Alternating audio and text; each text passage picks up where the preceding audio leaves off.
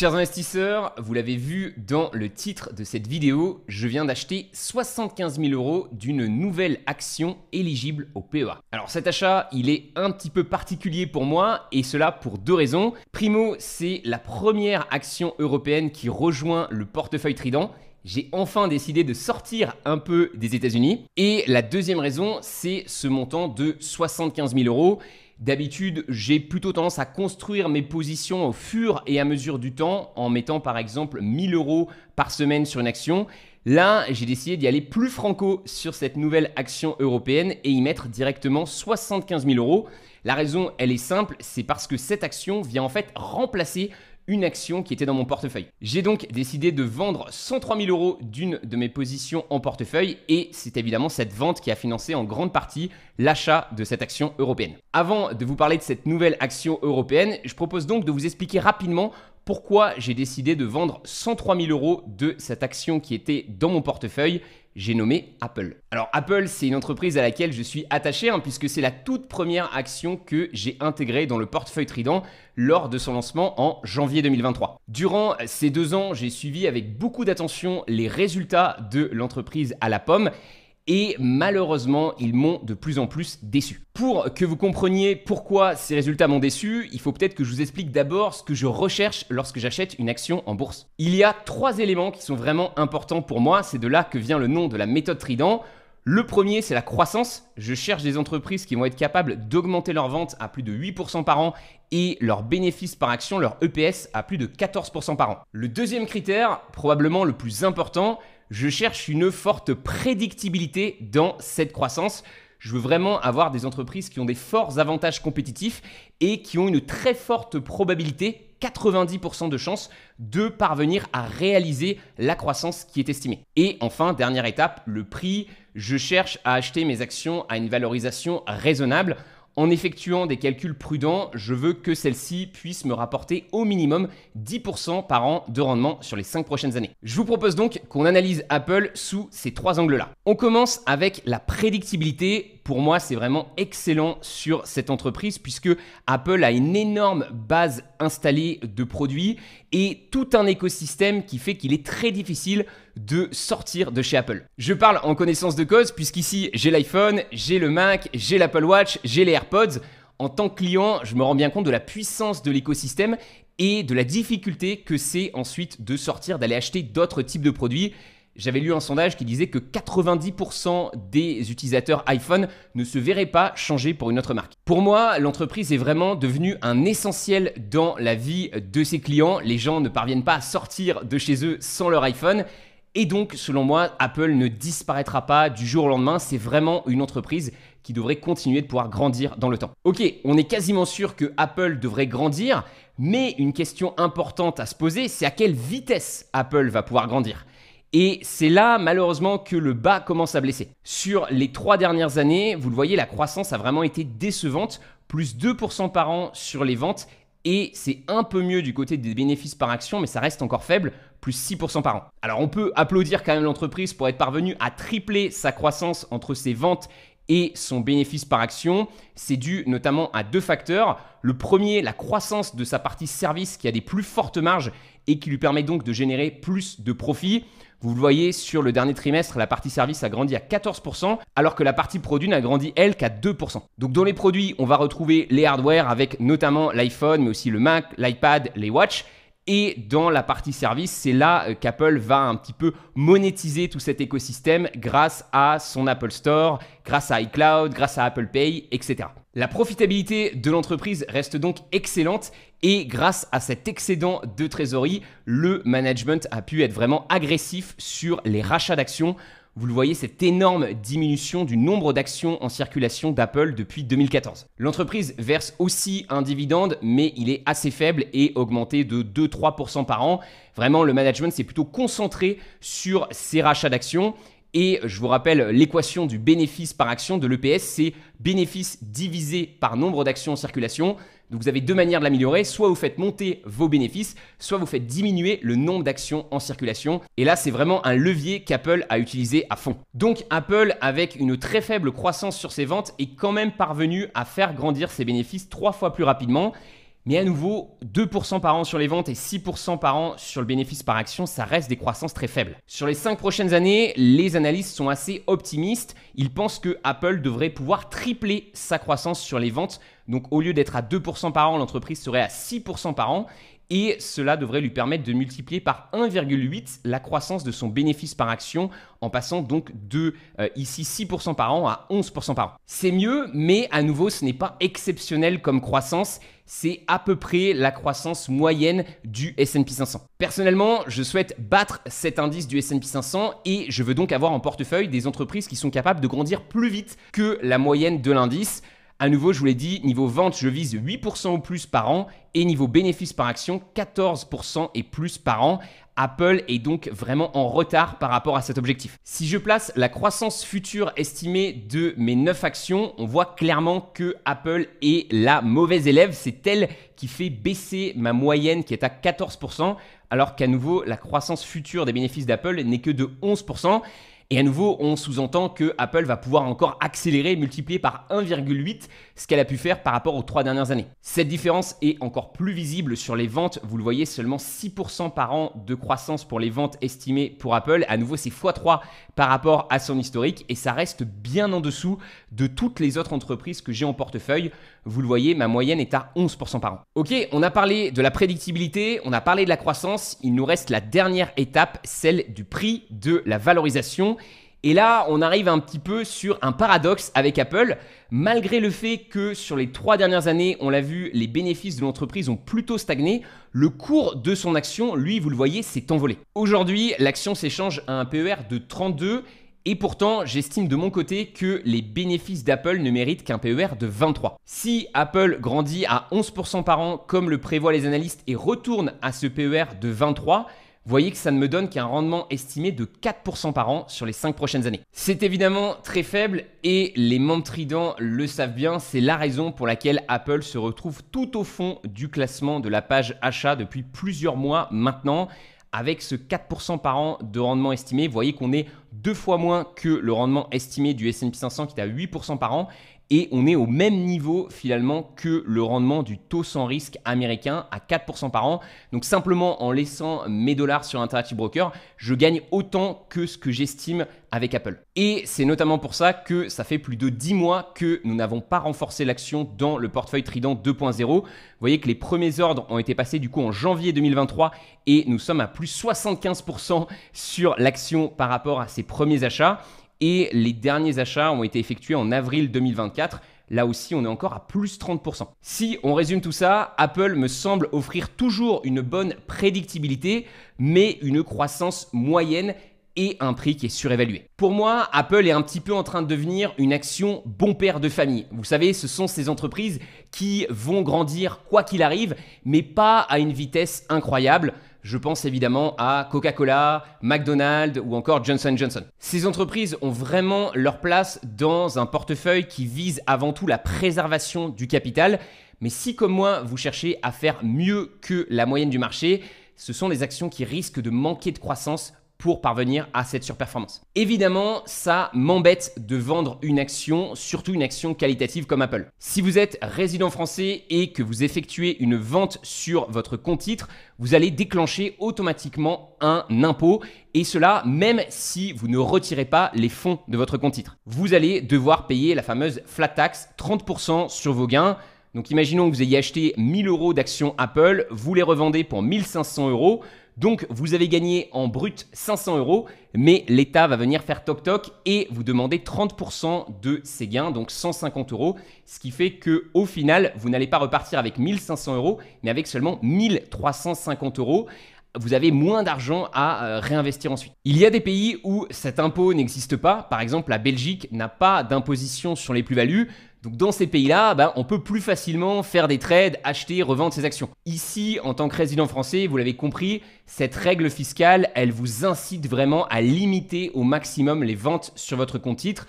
Le scénario idéal, c'est vous acheter une action et vous la conservez le plus longtemps possible, 5 ans, 10 ans, 15 ans, 20 ans, vous repoussez au maximum le moment auquel il faudra payer cet impôt sur les bénéfices. Et vous faites ainsi jouer à fond les intérêts composés pour vous. Maintenant, même si cette règle fiscale dissuade vraiment les ventes régulières sur son portefeuille, je pense qu'il faut quand même savoir reconnaître lorsque votre thèse sur une entreprise n'est plus valable. Normalement, quand vous achetez une action, vous avez une thèse sur l'entreprise et tant que cette thèse est respectée, vous conservez le titre dans votre portefeuille. Mais si tout d'un coup, l'entreprise part dans le sens opposé que vous aviez estimé que la thèse n'est plus valable, alors là, il faut commencer à se poser des questions. Et comme je vous l'ai démontré avec Apple, pour moi, c'est un petit peu ça. À nouveau, ma thèse, c'est une forte croissance, une forte prédictibilité et une valorisation intéressante. Et aujourd'hui, je n'ai plus qu'un critère sur 3 qui est validé pour Apple. Je vous invite à voir votre portefeuille en bourse comme une équipe de foot dont vous seriez le coach. Évidemment, vous voulez mettre sur le terrain vos 11 meilleurs joueurs. Comme disait Booba, que des numéros 10 dans ma team. Je veux vraiment avoir les meilleures entreprises, celles qui ont les plus belles croissances et les plus beaux avantages compétitifs, celles qui vont être capables de performer et de battre toutes les autres équipes. Si un de mes joueurs déçoit pendant un match ou deux, ok, on regarde un petit peu, on le remotive et on s'attend à ce que ses performances s'améliorent. Mais si ce même joueur déçoit pendant plusieurs saisons, pendant plusieurs résultats trimestriels, pendant plusieurs années, et qu'il ne délivre pas finalement la croissance qui est attendue alors que pourtant il est très bien payé, eh bien vous savez ce qui va se passer, hein. La règle est impitoyable dans le sport de haut niveau. Ce joueur va être remplacé par un autre joueur qui attend sur le banc. Et il faut le savoir, hein, sur le banc, il y a plein d'autres joueurs qui sont motivés et qui ont envie de prouver qu'eux aussi, ils peuvent performer. Donc, vous l'avez compris, avec cette métaphore sportive, j'ai décidé de mettre Apple sur le banc de touche et de vendre mes actions. Ça ne veut pas dire que je ne réinvestirai plus jamais dans Apple. Au contraire, je vais continuer de suivre ses résultats. Et si tout d'un coup, sa performance s'améliore vraiment, potentiellement, elle pourrait re-rentrer dans mon portefeuille, mais à l'heure actuelle, comme je vous l'ai montré, il y a trop de critères qui ne sont pas cochés. J'ai donc décidé de vendre cette action et de chercher activement sa remplaçante, une entreprise qui pourrait performer mieux que Apple. C'est vraiment pas une tâche qui est facile, hein, puisque à nouveau Apple est vraiment une entreprise solide avec une forte prédictibilité. Je peux trouver des entreprises qui ont des croissances attendues plus fortes qu'Apple, je peux trouver des entreprises qui sont moins bien valorisées qu'Apple, mais est-ce que je peux trouver une action qui a une prédictibilité, une chance de succès sur le long terme qui est aussi forte que Apple ? Ça, c'est un vrai challenge. Dans ma watchlist, sur mon banc de touche, j'ai plusieurs entreprises que je surveille de près. J'ai regardé par exemple Meta qui, vous le voyez, a eu des très bons résultats sur les 2 dernières années.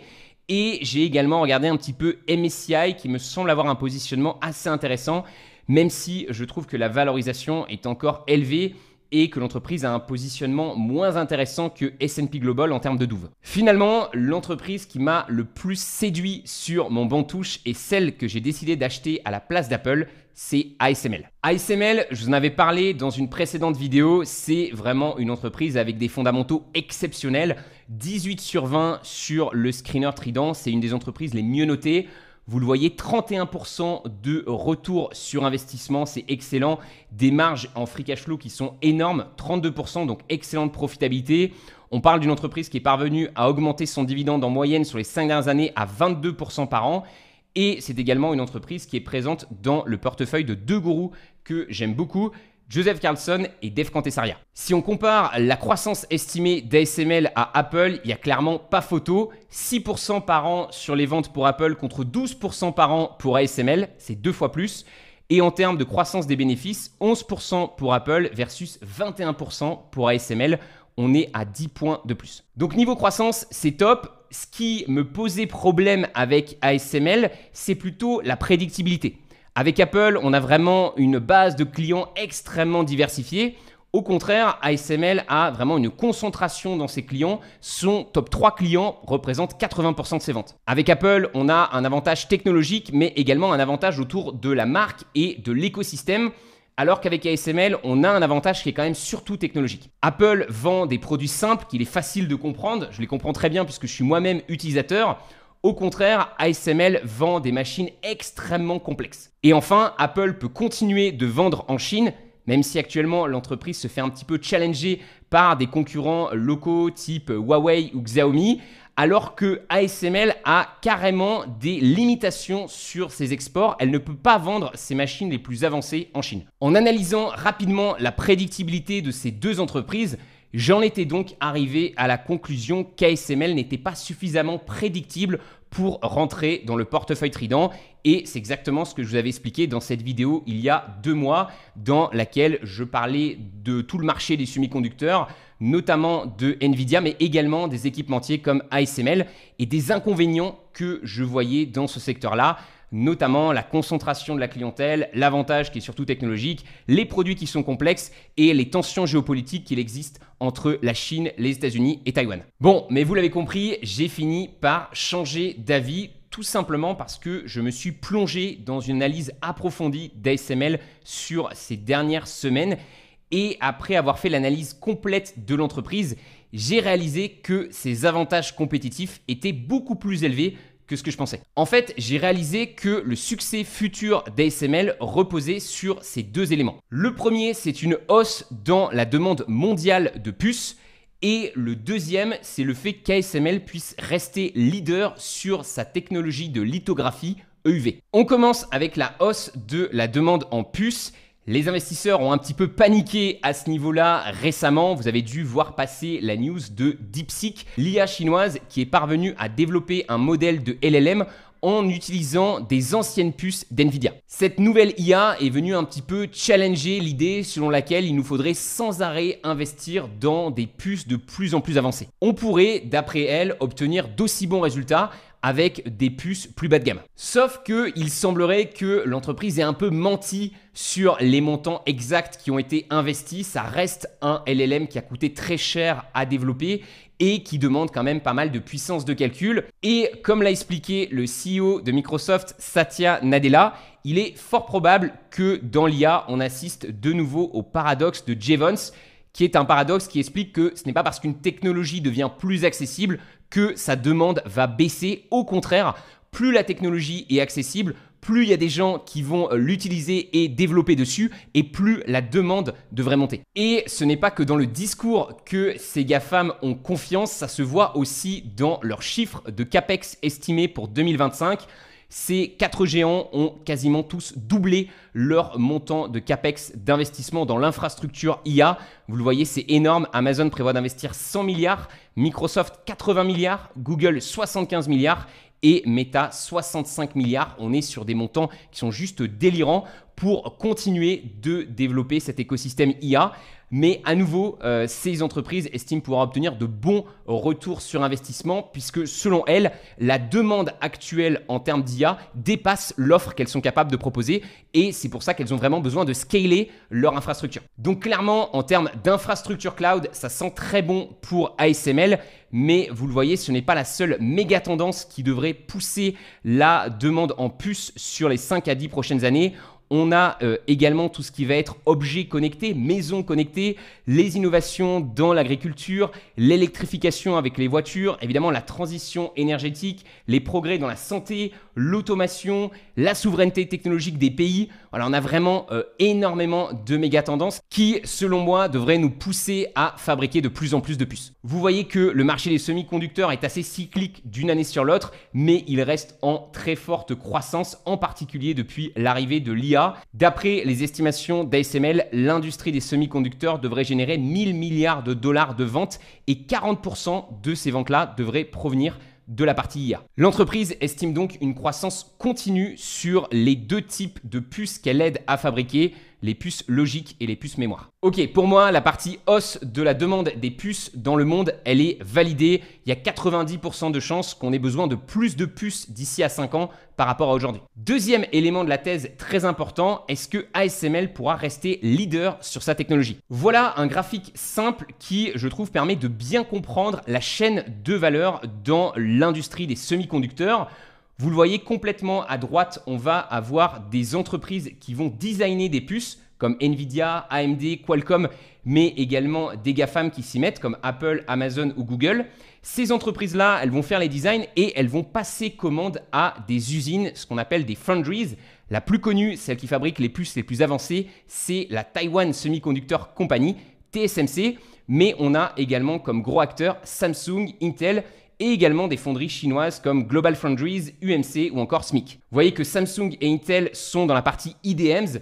IDMs, c'est en fait des fonderies qui vont également faire la partie design. Au contraire, TSMC est vraiment spécialisée, elle va uniquement fabriquer les puces, mais elle ne va pas les designer. Et ces fonderies, pour pouvoir fabriquer les puces les plus avancées, elles vont évidemment avoir besoin d'équipements spécialisés dans leurs usines qu'elles vont acheter à des entreprises spécialisées dans la fabrication de ces équipements. C'est là qu'on va retrouver des entreprises comme ASML, Lam Research ou encore Applied Materials. Ces équipementiers, j'en avais parlé dans la précédente vidéo, ils ont d'excellents fondamentaux. Vous le voyez sur le screener Trident, on a des notes qui vont entre 16 et 18 sur 20. On est vraiment sur des entreprises qui ont des très belles marges et des très beaux retours sur investissement. Ce graphique explique bien pourquoi j'ai privilégié ASML par rapport aux autres équipementiers de semi-conducteurs. La fabrication d'un semi-conducteur va se dérouler, vous le voyez, sur une dizaine d'étapes.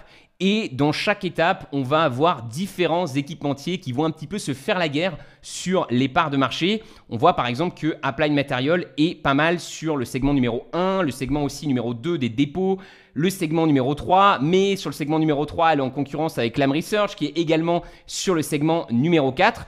ASML a vraiment décidé de partir sur une autre stratégie par rapport à ses équipementiers plutôt que d'aller faire la concurrence un peu partout. Elle est vraiment partie focus sur un seul segment. Et elle a vraiment cherché à dominer ce segment de la lithographie. La lithographie, ce sont des machines très avancées qui vont aller imprimer des motifs nanométriques sur les puces. C'est un procédé vraiment essentiel dans la fabrication des semi-conducteurs. Les usines vont dépenser généralement 25% de leur budget rien que sur ces machines de lithographie.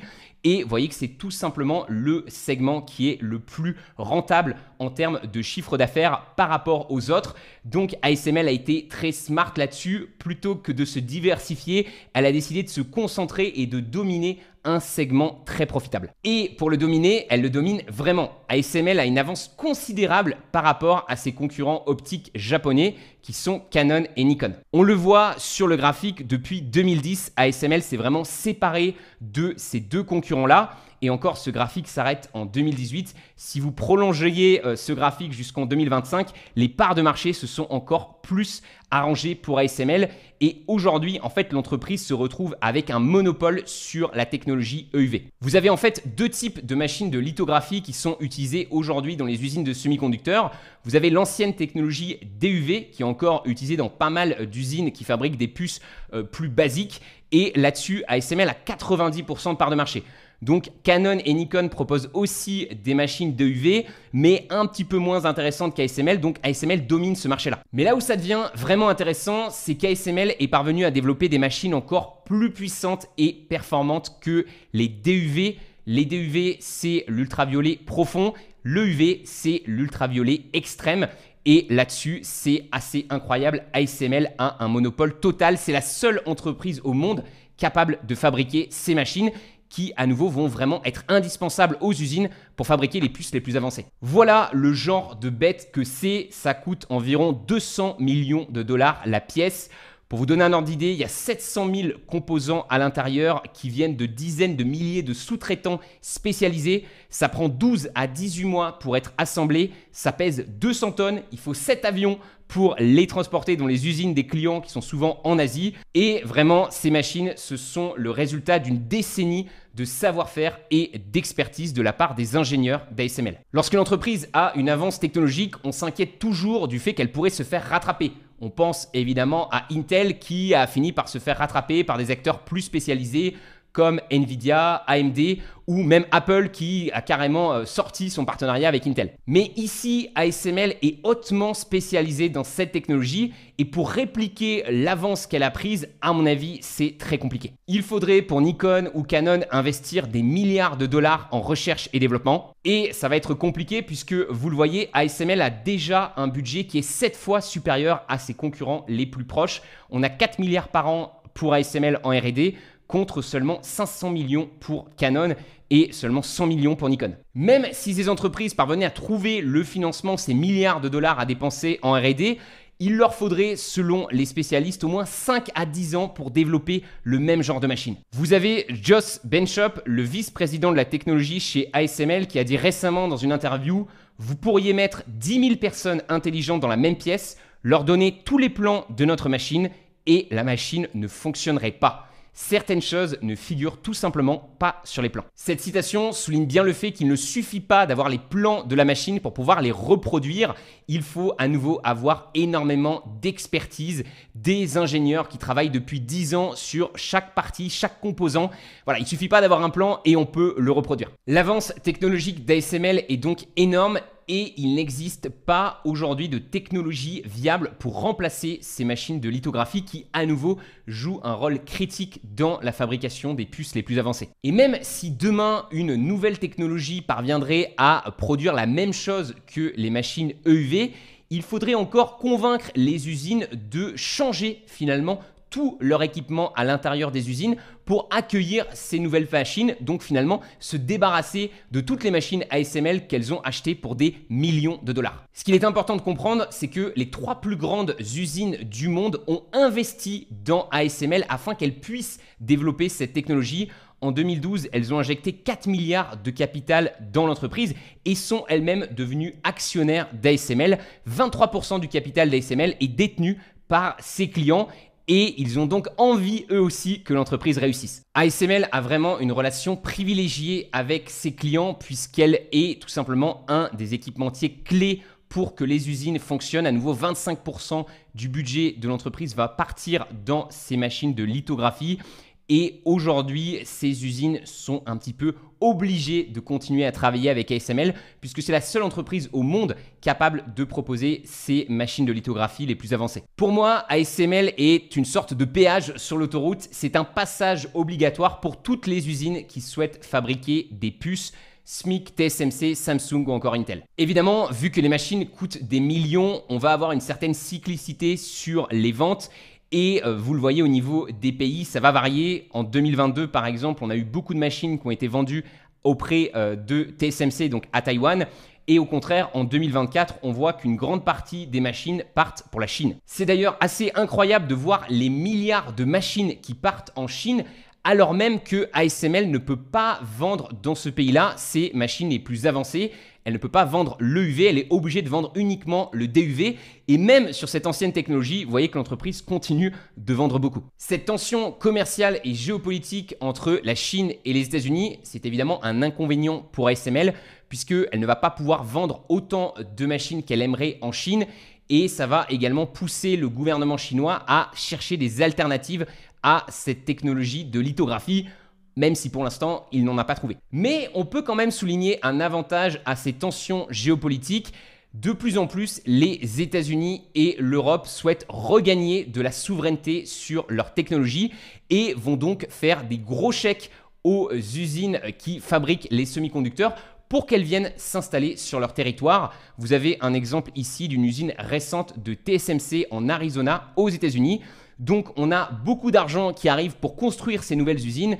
Et évidemment, qui dit construction d'usine, dit 25% du budget de l'usine qui tombe dans la poche d'ASML afin qu'elle puisse installer ses machines. Dernier avantage pour ASML qui me semble aussi très important à souligner, ces machines sont vraiment robustes et peuvent fonctionner dans les usines pendant plus de 30 ans. Parce que oui, ASML va gagner de l'argent lorsqu'elle va vendre la machine, mais elle va également gagner beaucoup d'argent avec l'entretien de cette machine dans le temps. Les machines deviennent de plus en plus complexes et le management s'attend justement à des revenus de plus en plus importants sur cette partie service. Plus les machines vont être complexes et plus il va falloir les entretenir et les optimiser.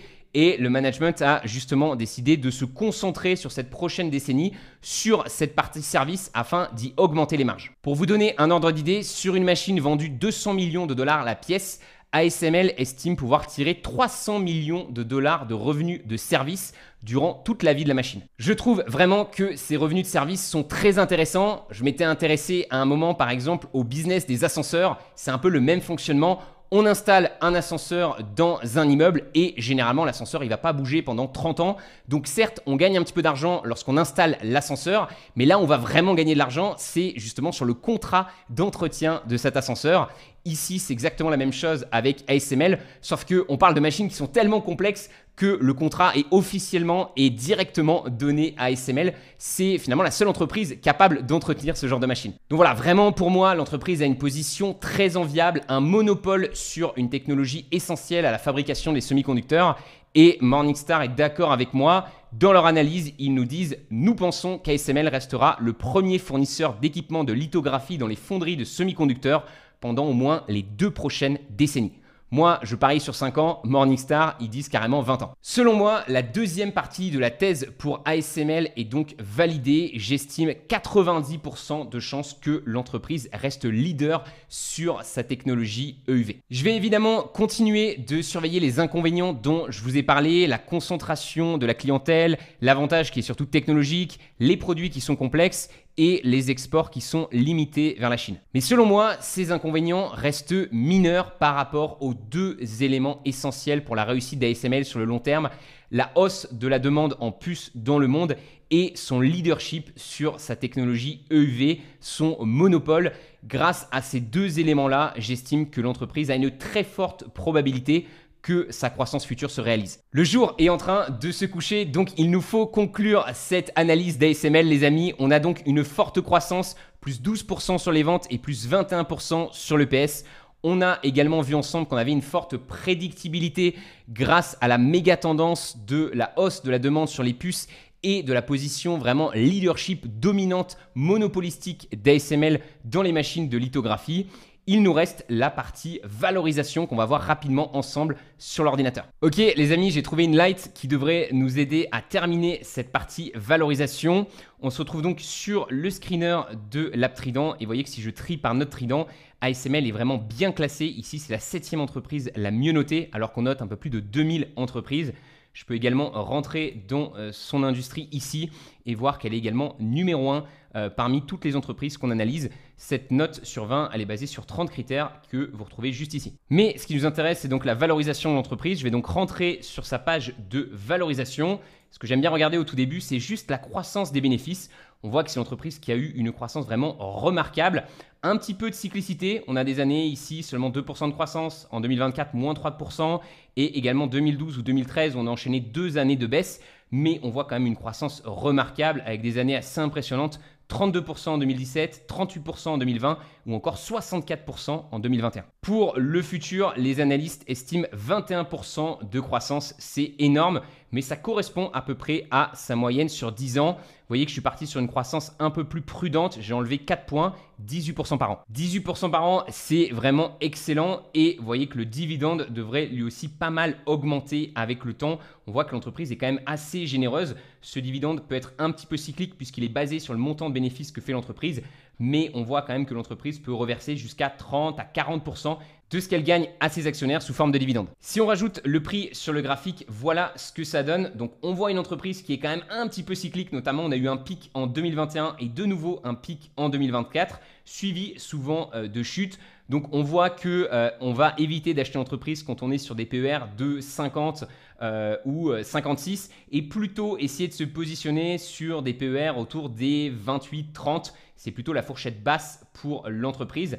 Actuellement, on n'est pas au prix le plus bas, mais on est à un PER de 34, ce que je trouve assez intéressant quand même. En moyenne, sur 10 ans, le PER est de 35 et sur 5 ans, de 40. Donc à nouveau, je suis parti sur une contraction du multiple puisque dans 5 ans, ASML n'aura pas la même croissance qu'elle a eue par le passé. Je suis donc parti sur un PER assez prudent, selon moi, de 25. On voit que c'est très rare qu'ASML s'échange à un PER de 25. C'est arrivé peut-être une fois en 2018. Mais si l'entreprise donc réalise cette croissance de 18% par an et retourne à ce PER de 25, vous voyez que ça vous fait quand même un rendement estimé prudent de 12% par an. Donc à nouveau, l'EPS devrait être de 49,72 en 2030. On multiplie ça par 25, ça nous fait un prix de 1243 € l'action, alors qu'elle cote en ce moment à 737 €.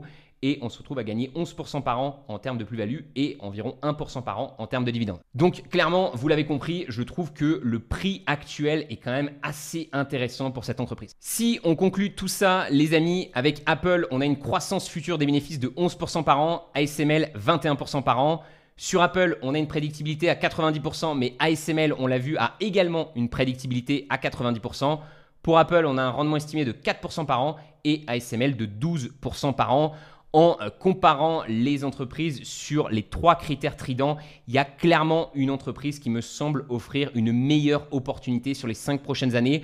Pour moi, ASML, sur les 5 à 10 prochaines années, devrait pouvoir rapporter plus qu'Apple. C'est en tout cas le pari que je fais. Un autre avantage qu'on a avec ASML lorsqu'on est résident français, c'est que l'entreprise est éligible au PEA puisque son siège social se situe aux Pays-Bas. Donc contrairement à la vente d'Apple qui va générer 30% d'impôt sur les plus-values dès qu'on va vendre l'action, ici, ASML, dans le PEA, en fait, on n'est imposé que lorsqu'on retire l'argent du compte. Donc si demain je souhaite remplacer ASML par une autre action européenne, je n'aurai pas d'impôt à payer sur le montant de bénéfices que j'aurai généré avec cette action. Donc c'est assez pratique, je pourrais faire plus facilement des trades, même si évidemment j'espère pas avoir à vendre cette action, j'espère au contraire la conserver sur les 5 à 10 prochaines années et que ça soit un joueur dans mon équipe qui performe très bien et qui marque un maximum de buts. Enfin, même si j'ai décidé de vendre Apple, je ne suis absolument pas mécontent de la performance que m'a donnée cette entreprise durant cette durée détention de 2 ans. J'ai acheté 71 644 € d'actions Apple et je les ai vendus pour 101 390 € et j'ai également reçu 375 € de dividendes sur cette période, ce qui me fait des gains totaux de 30 121 € plus 42%. Sur une période de 2 ans, c'est excellent. Surtout qu'à nouveau, je n'ai pas acheté Apple uniquement il y a 2 ans. J'ai également fait du DCA et j'ai renforcé la position également en 2023. Si on compare ça au S&P 500 sur la même période, celui-ci m'aurait rapporté 20 773 €, soit plus 29%. La décision d'investir dans Apple m'a donc permis de gagner 9 348 € de plus que si j'avais acheté un ETF du S&P 500. C'est 13 points en plus, c'est assez sympa. Voilà donc les amis, l'explication complète de pourquoi j'ai décidé de vendre Apple et de remplacer cette action par ASML. J'espère que la vidéo était claire. N'hésitez pas à me dire en commentaire si vous êtes d'accord avec moi sur ce trade. Est-ce que vous aussi, vous pensez qu'ASML devrait pouvoir délivrer plus de performances que Apple sur les 5 à 10 prochaines années ? Ou est-ce que vous n'êtes pas d'accord avec moi et vous pensez que c'est Apple qui obtiendra une meilleure performance? N'hésitez pas à me le dire en commentaire, je suis très preneur de vos retours. Je vous donne rendez-vous dans la prochaine vidéo et également dans 5 ans pour avoir le fin mot sur cette histoire, savoir si ASML a concrètement mieux performé qu'Apple. C'était Roman, ciao!